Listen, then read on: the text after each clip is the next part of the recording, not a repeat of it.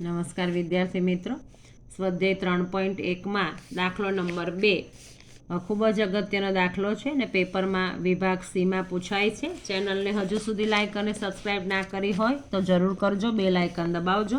Subscribe કરવાના કોઈ પૈસા હોતા નથી, માટે જરૂરથી ચેનલને સબસ્ક્રાઈબ કરજો.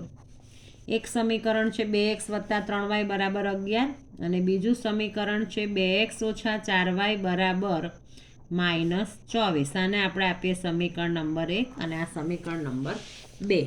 હવે આ 2x + 3y = 11માં આપણે આ +3y છે એને આપણે આ બાજુ લઈ જઈએ એટલે -3y, એટલે x = 11 - 3y. આ 2 આવશે એના છેદમાં અને એનો આપણે આદેશ લેતા અને આદેશ લઈ અને સમીકરણ 2માં મૂકતા.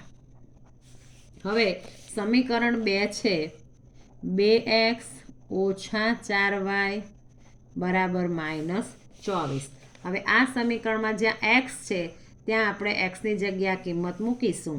તો અહીંયા 2 11 - 3y છેદમાં 2 4y = -24. 2 ગયા 2 ગયા 11 - 3y - 4y = -24.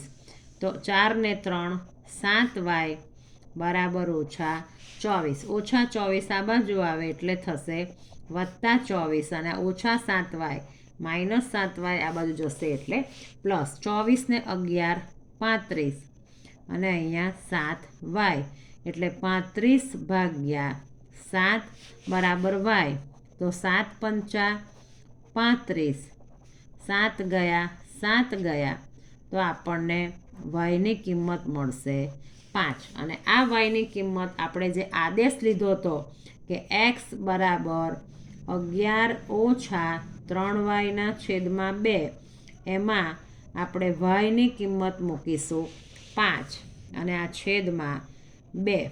તો અહીંયા 11 5 તારી થશે 15 એટલે 11 અને -15 છેદમાં 2 એટલે -4/2 અને -4/2 કરીશું એટલે આપણને xની કિંમત મળશે -2. હવે xની કિંમત મળી -2, yની કિંમત મળી 5. તો આપણને રકમમાં કીધું છે કે y = mx + 3 થાય એવો ઉકેલ શોધો. તો y = mx + 3 એમાં yની કિંમત જે મળી છે આપણને 5 અને xની કિંમત મળી છે -2. હવે આ +3 છે આ બાજુ આવે એટલે -3 અને અહીંયા -2 એમ. 5માંથી 3 જાય એટલે 2 અને અહીંયા -2 એમ. એટલે 2 આ -2 આના છેદમાં જશે બરાબર એમ. તો 2 અને -2 2ના છેદમાં -2 તો આપણને mની કિંમત મળશે -1. ચેનલને લાઇક અને સબસ્ક્રાઈબ જરૂર કરજો. Thank you very much.